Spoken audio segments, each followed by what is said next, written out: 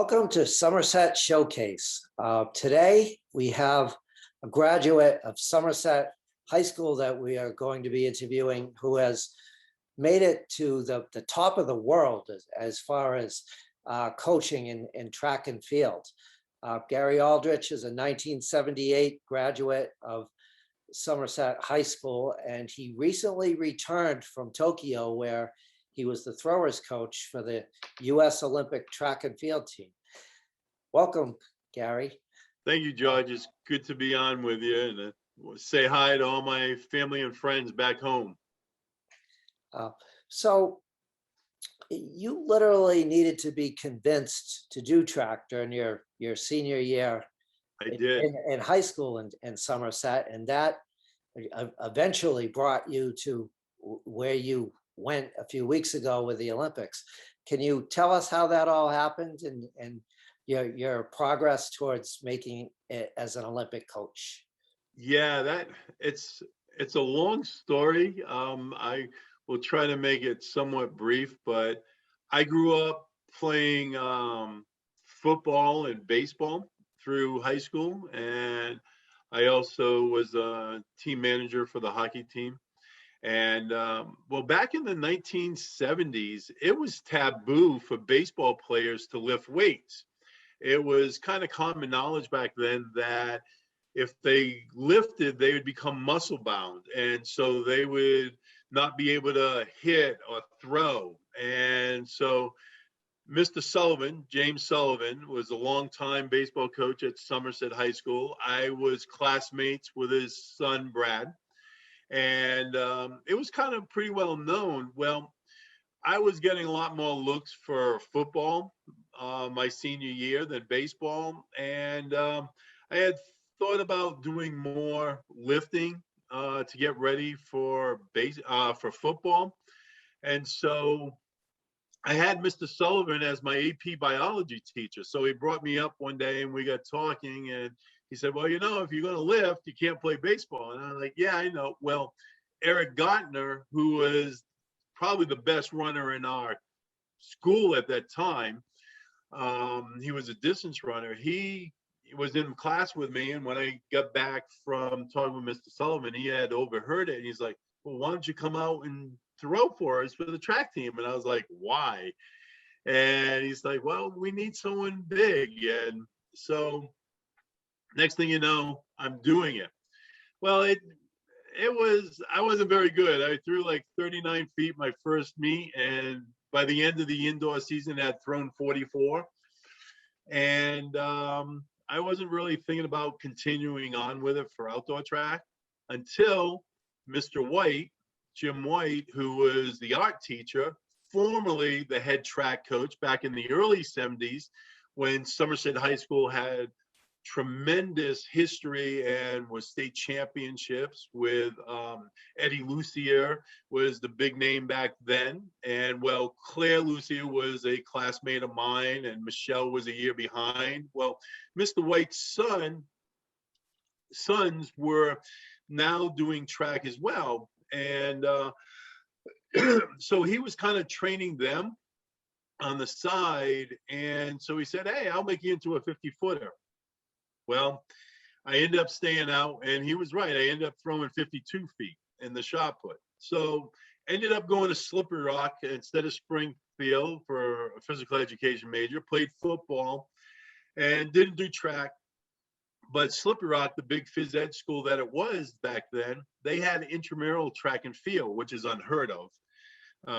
But it was such a big physical education school and athletic, jock type school, if you will. And so I won that. Well, the throwing coach, Tom Lambert, was there, and he's like, well, why didn't you come out for the track team? And I was like, well, I play football. Well, come on out next year. I did. Had a great first year, placed in the conference meet which was really my sophomore year, but freshman year for track. And I was all in at that point. And so in the next 3 years, I guess, because I stayed for a fifth year to work on my master's and use my eligibility, just fell in love with track and knew that's where I was going to go and I was going to coach. got done school, Bishop Stang High School, my first job back home, North Dartmouth, Mass. Had great success there. Both boys and girls were class state champions. And then ended up in the college ranks and just kept on moving up the ranks, and was very fortunate to, excuse me, get to know the right people. And it was suggested that I apply for an international team back in like 2010. I did. I was selected. And then there's a whole process where once you're selected, you're then graded by the other staff members, by the athletes. And fortunately, I graded out well. Then I got my second team, which was the World Junior Championships in Barcelona, Spain. Again, same thing. And I kept going. Did indoor world championships, outdoor world championships, Pan Am Games. And then luckily I got the call for the Olympic Games. And so there it is from 1978 to 2021. It's a long history. It's a very diverse and different history than a lot of people that I'm with. They were track athletes from the day they were kind of born. And I picked it up because it'd become muscle bound if you lifted weights and played baseball. 20 years later, obviously, that wasn't the case anymore with Sammy Socha, Mark McGuire, Canseco, and everything else that went on. But because of that, I am where I am now. So kind of cool. Yeah. Must have been really rewarding to get selected for the Olympic team. Yeah, it was a dream come true, George. It was an amazing opportunity, and it definitely gave me the feeling that I have done things the right way throughout my coaching career. And I think I still to this day, and I use it all the time in recruiting, being that I'm the head track and field coach at Carnegie Mellon University, is I am where I am, yes, because I think I work hard at it. I think I'm a good coach, but I've been fortunate from the day I started coaching at Bishop Stang High School till now in 2021. I have been fortunate that I have athletes who trust and believe in the things that I do, no matter how crazy they are and where they may really like, is coach really serious about it? Yeah, I am serious about it. And they trust and believe in me and the things that I do and my methods. And I've been fortunate because of that. It's allowed me to have the career that I have, and hopefully I will continue to do that. And people ask me, because I'm 61, when you're going to retire. Probably when I'm in the ground. I don't ever see retiring. I may not want to be a head track and field coach for a lot longer. I may want to just be a throws coach or a jumps coach, that type of thing. But I will always want to educate and share the knowledge that I've gained and I have to make this sport better. And the kids who want to do it, make them better as well. Now, can you tell us what it was like to be at the Olympics? What was it? Everything you thought it was going to be? What happened that you didn't expect? Or yeah, it was. It was kind of. Obviously, I've been back now for about a week, and it's just the question: what was it like, and how was it?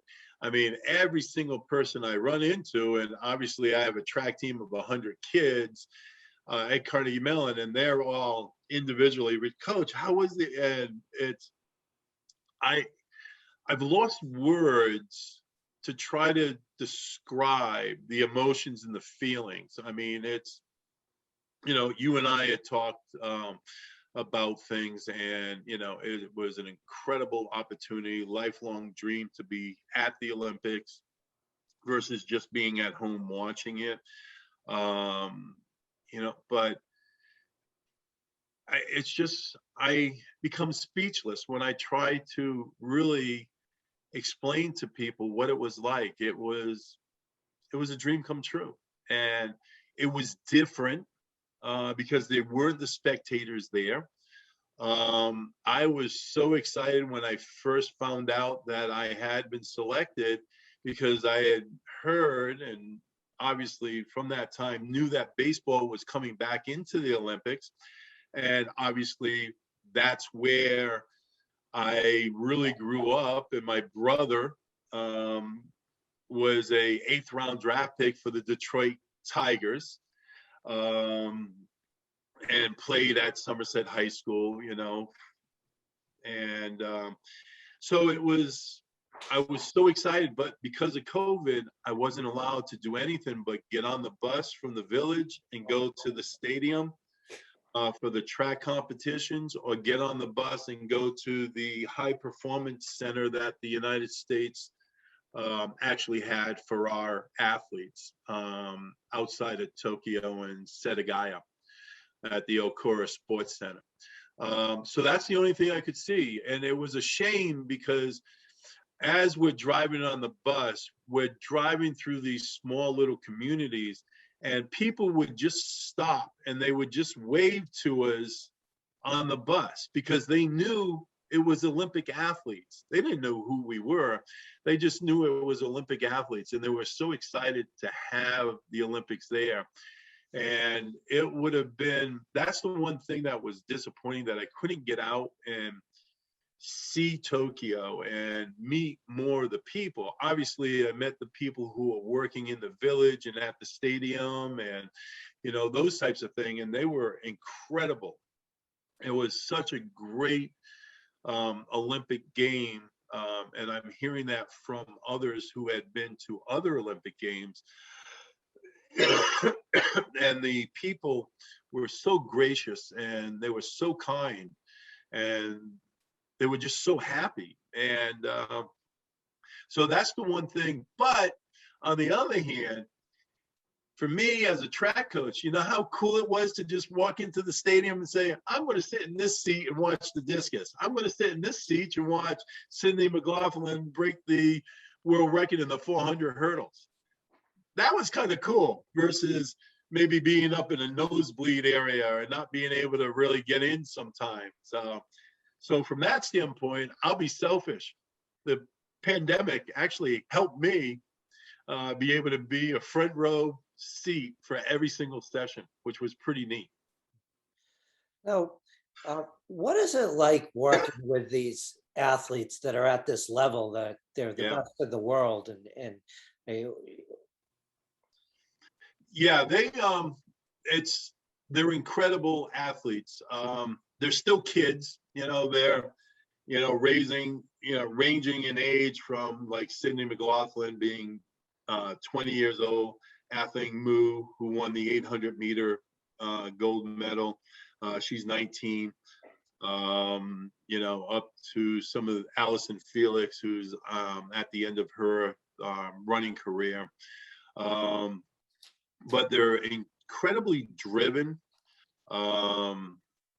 They're very special. They're hardworking, dedicated. But they go through the same things that my kids go through at Carnegie Mellon. Obviously, one of the things that, I kind of knew about Ryan Krauser's grandfather passing away before the Olympics started. And so he's there with a heavy heart. And yet he still performed the best of any shot putter in the history of the event at the Olympic Games. He broke his own Olympic record every single throw. 6 times he broke the old Olympic record, and he just missed the world record by 7 centimeters. It's incredible. And with that, feelings of depression because of his grandfather, who he was incredibly close with. His grandfather sometimes couldn't communicate. So Ryan would write handwritten notes to his grandfather, and he would send handwritten notes back to him. That's how they communicated. So it was an incredible bond. But it's also watching the first timers go through that nervousness. And again, it's that perception of where you are, because I know they had the same feelings when they were at the first time they ever went to a high school state meet.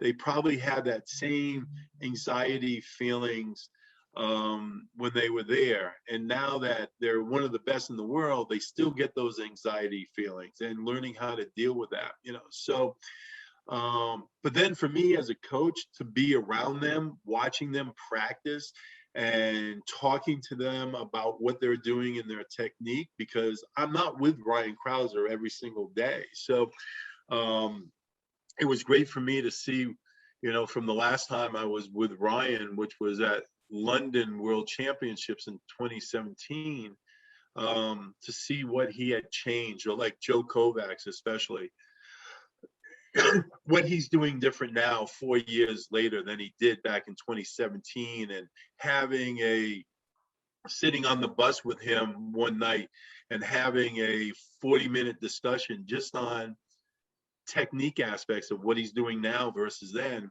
It just adds to my education that I can then bring back and hopefully allow the Carnegie Mellon kids to be that much better as well, you know. But it's a great time. It's fun. The kids have fun. They're still kids. They do goofy things. And, you know, like one of the things we did in the hammer and the discus was the circle we were practicing in was a little bit slower than the one in the stadium. So we were getting buckets of water and filling it up with water to make it more slick so they could have the same feel as it would be there. And it's things like that that I do at Carnegie Mellon as well. Or, you know, people are like, oh, it's raining, you got to wash the circle out. No, I'm like, let it fill up. And people are like, what do you mean? And our kids get an advantage because we practice with water in the circle. Other people may freak out and not want to do it. We do it on purpose. And that's what our athletes were doing. And Val Altman, who is in the picture here with me, the gold medalist in the women's discus, she did that literally the day before the finals in the women's discus. And the competition was stopped for at least a half an hour because of the torrential rains. And yet she had one of the, you know, she had the gold medal winning throw while it was starting to rain. And a lot of it was because of her preparation before. And obviously it worked really well. That sounds almost like the way Bill Belichick would prepare for a game when he knows the weather is going to be. Exactly. Yep. Very much so. So what were the biggest impacts that the COVID pandemic had on the Olympics? Obviously not having the spectators there was a huge thing. But it was also the social aspect of things, because we had to test, literally, we had a COVID test every single day that we were there. And in the cafeteria, every single seat was divided by these plexiglass panels.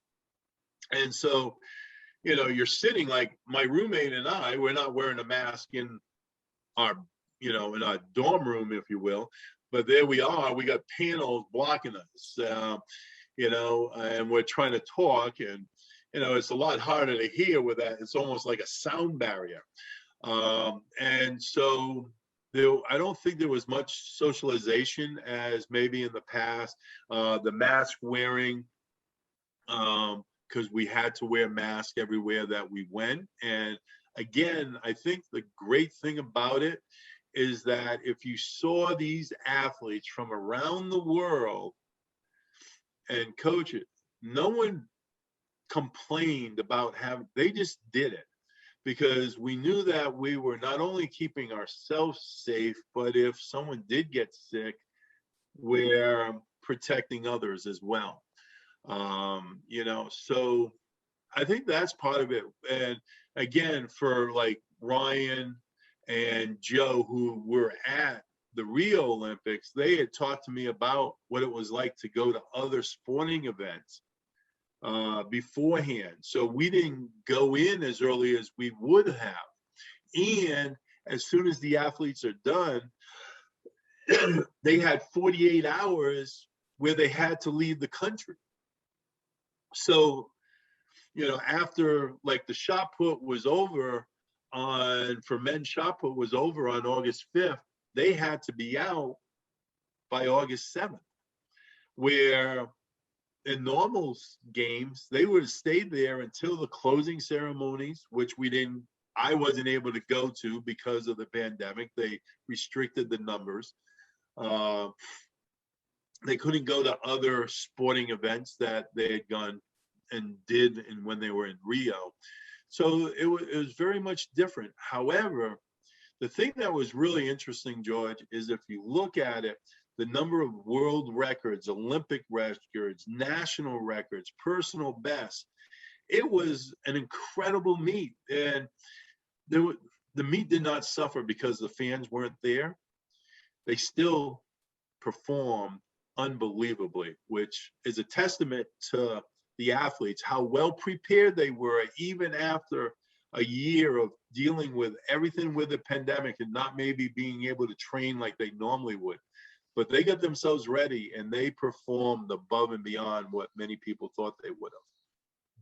There was a lot of stuff on the news about those cardboard beds in the Yeah. Olympic Village.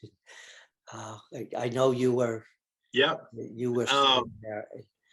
Yeah, the cardboard bed was perfectly fine. It was the mattress. It was really kind of thin, and it was like sleeping on a piece of plywood, which I like a little softness. But the good thing is we have a great medical crew that travels with us with USA Track and Field. So James Parker is one of the chiropractors that travels with us, and he's, especially for the throwers, he's a go-to guy for chiropractic because he himself was a pretty accomplished hammer thrower. And so Josh was able to give me a couple adjustments on the fly. So it definitely aided me. But the construction of the beds were pretty unique. We actually lifted the mattress so we could kind of look at it. And my roommate, Nat Page, who's the jumps and hurdle coach down at Georgia Tech Engineering School, Carnegie Mellon Engineering School. So even though he and I aren't engineers, we have that appreciation of our athletes being engineers. And I lifted up the bed and I was like, it's pretty cool design that they had. It was pretty interesting, and yeah, so it was okay from that standpoint. It was just the mattress wasn't my pick. Yeah, the Japanese have always been good at making things, haven't they? Yes, they are. Very much so. So what will be next for you? I know you have a college season coming up. Yeah, the kids at cross country is starting on Sunday, and then all the freshmen start their orientation on Sunday. The upperclassmen, they're all starting to come back in now. And we'll have our first track and field organizational meeting on Wednesday, September 1st at 4:45 p.m. Site to be determined right now, because where we normally have it, our facility is under construction, so we can't have it there. So I'm searching for a place. We're able to actually have in-person meetings again, which is very thankful. So yeah, then we're going to start getting ready for the collegiate season and get rolling there. And I'm still in the process of deciding. I'm probably going to apply because the World Championships are in Eugene, Oregon next summer. So I know, in talking with my roommate, Nat Page, we're like, yeah, that would be pretty cool to be right here in the USA for the World Championships. So might apply for that team, and then Paris is in 3 years, might look at doing something there. So having conversations with my wife, Terry. When I first said it to her, she gave me that look of like, you do and I'll kill you, but she's kind of warming up to the idea. I think especially if the Paris thing, I might have to do something where she comes along for a ride on this one, so yeah, we were thinking about doing something like that for Tokyo because this past July 5th was our 25th wedding anniversary.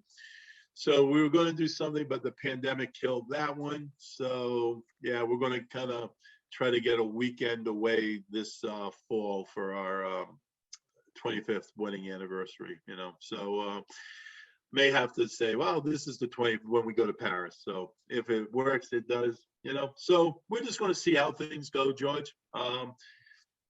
Even from the very get start, it was never something that it was my goal. I had to get this team. I had to be on that team.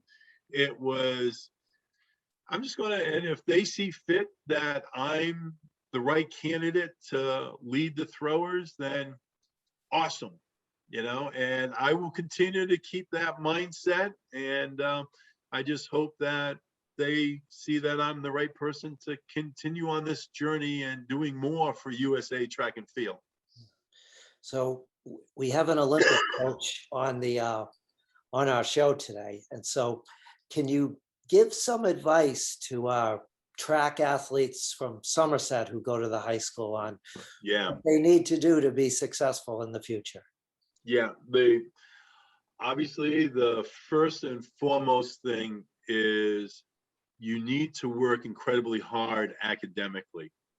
I don't care how good you are athletically. There is more scholarship money, more financial aid for college education academically than there is athletically. There's not a lot of athletes that get full rides in the sport of cross country and track and field. There's a lot of partials going on and that, but there's a lot of academic money out there.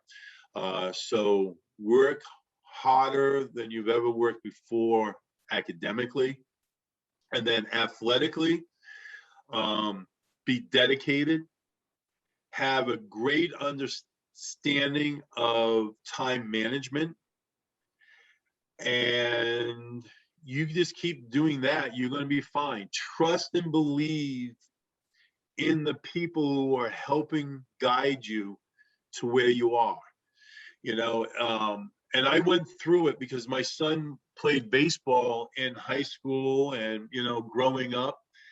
And, everybody in the world was like, oh, we got to be on this travel team and we got to do this. We got to go to this showcase because we got to get recognized to be recruited. And I didn't fall into that trap, mainly because I was a track coach, because I truly believe that if you're good, people are going to find you, and they're going to be there for you to help show you where you need to be, but sometimes parents have got to, well, my kid got this much money versus this, and I've heard where some kids, they maybe got $1,000 scholarship to play baseball. But the problem is the school costs $50,000 versus if he would have went to that school, they didn't get any money, but the school only cost $10,000. So the return, so it's not all about just where you get money from. It's finding the right fit. Make sure you go to a school where you feel comfortable being there, because we never know if an injury is going to cut your athletic career short. So you want to be someplace where you're going to get the right education. And it's hard, George. 18-year-olds trying to make decisions, 17, 18-year-olds making a decision for their future. I was one of the few. I knew I wanted to be a coach when I was like 12, 13 years old. I can remember in 6th grade, Chuck Phillips and we did a math project where he and I hand scripted all the statistics and plays of a Dallas Cowboys, Washington Redskin football game. I did the offense, Chuck did the defense. We were going to be football coaches. Well, I'm not a football coach, but I'm a track coach. So I did end up doing what I thought I was going to do when I was 12, 13 years old. I'm one of the few, so find a place where you're comfortable. Find a place where you're comfortable with the coaches, and because that's who you need to trust and believe in. And that's where they'll find success. So, yeah.